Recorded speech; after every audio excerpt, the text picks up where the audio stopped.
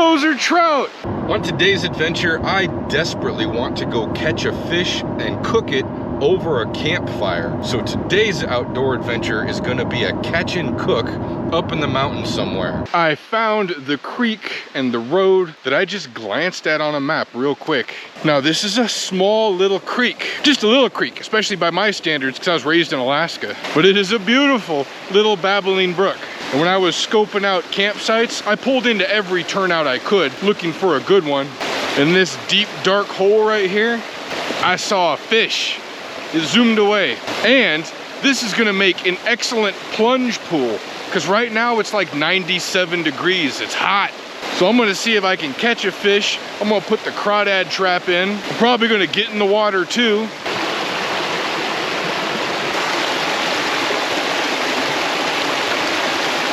All right, so we know there's fish in the water. The question is, can I catch one? I've been skunked everywhere I've tried to fish in Utah. It's kind of depressing and it hurts my ego.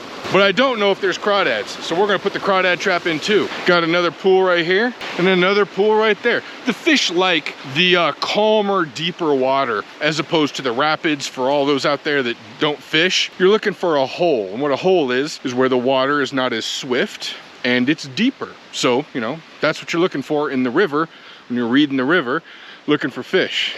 So yeah, this is camp for the night. And I love it because it has shade, which is hard to come by where I live.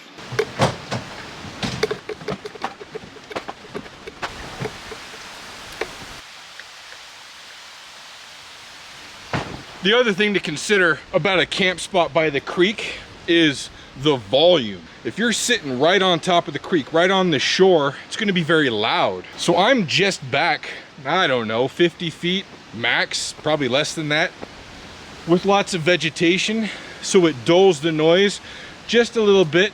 It's gonna be more of a white noise. Perfect, beautiful for going to sleep tonight. It's gonna be amazing. And I've decided no tent tonight. We're just gonna sleep in the bed of the truck under the stars. It's gonna be glorious.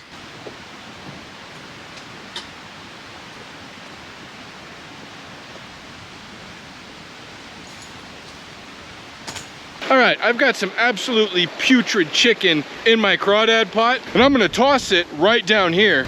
Water's a little calmer.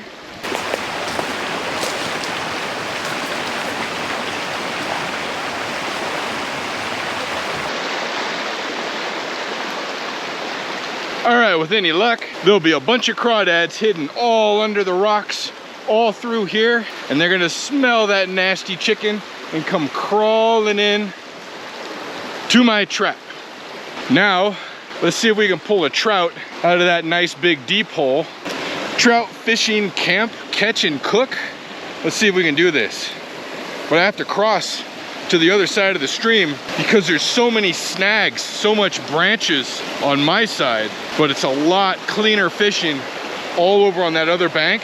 Much better fishing spot than trying to fish over here on this side and deal with all these snags. And snags is like wood, branches, stuff like that. But I wish I brought my water shoes. I always forget something.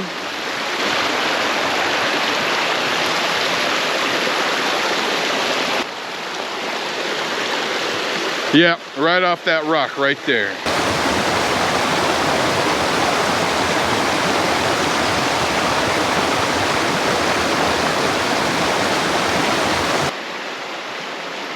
This is a good spot. Yeah, all right. Let's see how we do.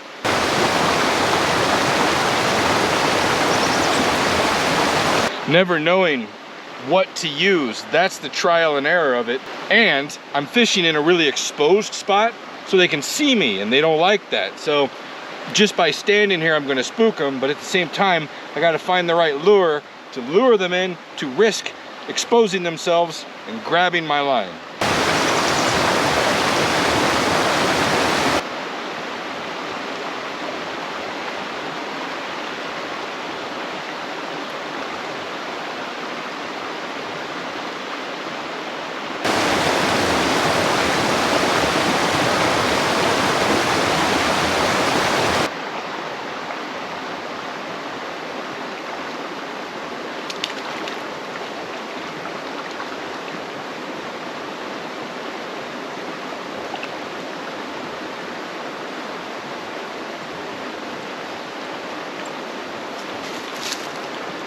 Hey! Unfortunately, it's down in his throat and his gills, so he's not gonna make it one way or another. All right, so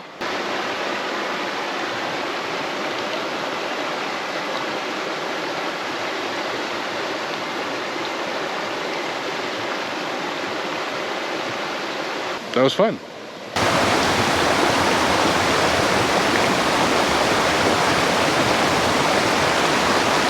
All right, we caught a fish, we succeeded at that, and since it died, we're gonna cook it up. So we're gonna have a catch and cook brown trout adventure tonight, successful.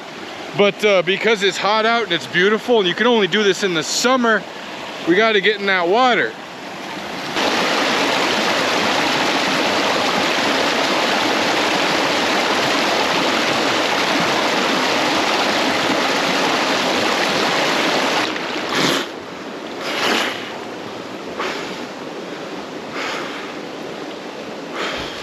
Now, because there's mud down here, it's not pure gravel. I'm worried that that brown trout is gonna taste terrible, literally taste muddy. Because growing up in Alaska, whenever we caught fish from a mud bottom lake, really muddy, they typically came out tasting like mud. Whereas if you catch fish from a gravel bottom, where it's primarily gravel, they taste much cleaner. Either way, I'm happy. I broke my Utah dry spell. Finally caught a fish. Yeah. So now what's left? I think I'm gonna move that crawdad trap, bring it up here because it's a nice deep pool and there's rocks everywhere. There's lots of habitat in addition to the mud, and I don't think they call them mud bugs for nothing. The water was really clear until I stirred up all the mud. Yeah. This is lovely. Sometimes people ask me when I go on longer adventures for like multiple days, how do I shower or bathe? Well, this is it. I prefer it this way. It's very nice. It's like a combination cold plunge, but not as bad, because it's really refreshing and you can just lay in it like this once you get acclimated. And it just feels good. It just feels good, not just physically, but mentally and spiritually. When you get out, you just feel good. I can't explain it, but hey, if you know what I'm talking about, put it in the comment section. It always feels good to be in a fresh mountain stream.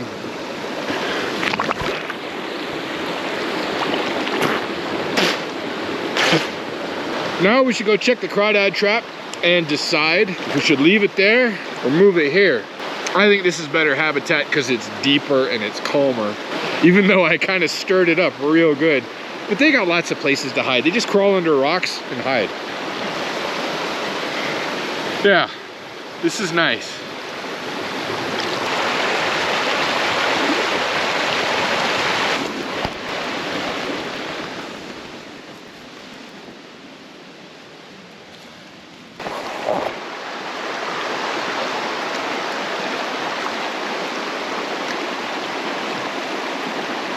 Two hours, no crawdad. And it's possible there's not even crawdads in this creek. I don't know. I'm gonna bet on deeper, calmer water has better crawdads. Tell me what you think in the comments.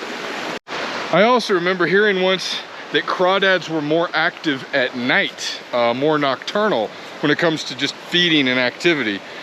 I don't know anything about that either. Caught some by hand in the middle of the day, but I was picking up rocks, so that might have been where they were hiding, waiting the day out. I don't know. See, these are the challenges of adventure, especially when you're like me and you do lots and lots of new stuff. Always trying something new. Everything has a huge learning curve. And also, if you're like me, you do very little research and just kind of do stuff. So here's what I'm gonna do. I'm gonna drop it right here. And then when I wanna come check it later or tomorrow morning, I can walk down this big tree and pull it up. Let's kick back and celebrate. It's 3:30. So I feel like it's time for a tasty beverage. Oh, I gotta dig out the campfire, that's right. Dang it.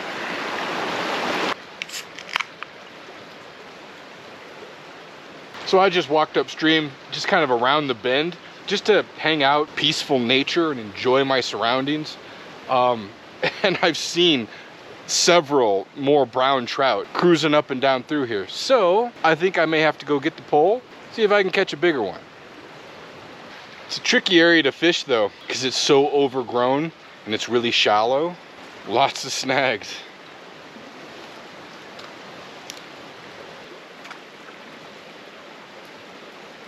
I had a few chasers chased it in.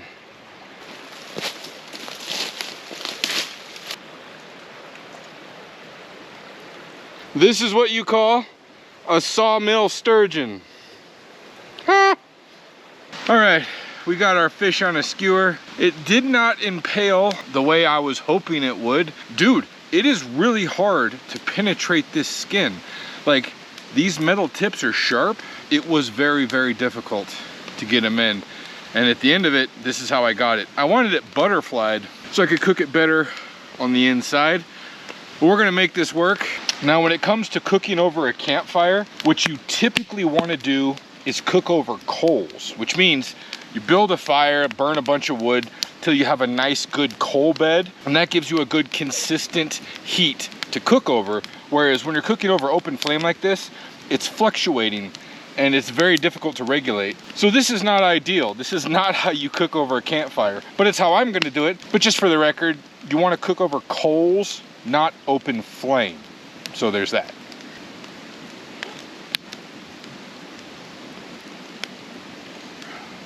And what we're doing here is the culinary delicacies of the series Alone. If you haven't seen that show, it's where a bunch of people go survive in the wilderness until the last man standing. Anyway, the point is we're doing unseasoned, anything trout. Just trout over the fire.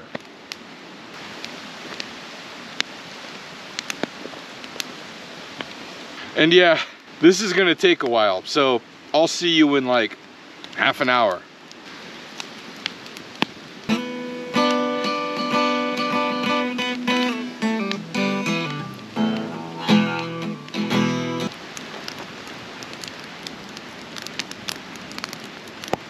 Well, it's looking kind of done.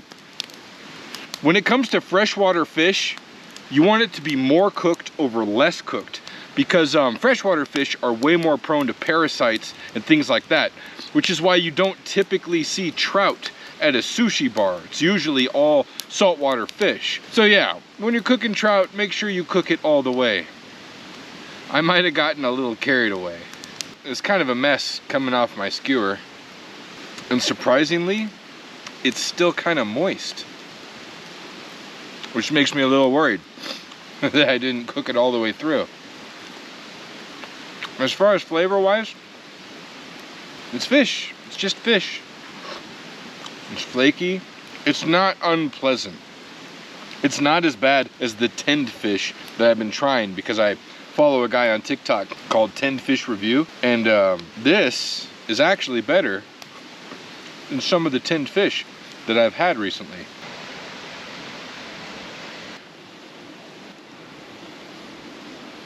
I can't say it's good.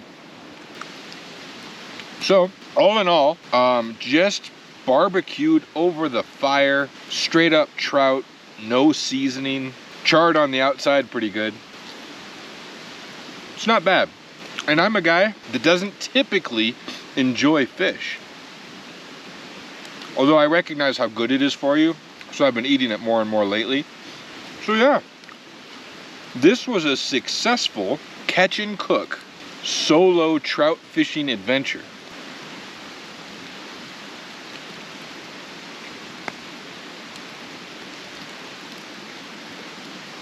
I think about trying out for that show Alone. A lot of it comes down to luck. If you have a good spot with a good fishing spot, because it's randomized where you're camping. And if you have a bad fishing hole, then you're screwed. If you just happen to be put at a good fishing hole, then you're good. But I think the only thing that would take me out is injury, which could happen to anyone, or medically pulled, because they'll do that. They'll pull you if your vitals drop too low. I think about trying out for that sometimes. Anyway, catch and cook, trout fishing adventure, solo camping, solo fishing, solo adventure, because that's how I roll. Hey man, this was a success. All right. All we got to do now is wait till the morning and see what's in that crawdad pot. Because if it's full of crawdads in the morning, we're going to take them home and boil them up and dip them in butter. So this catch and cook adventure might not be over yet.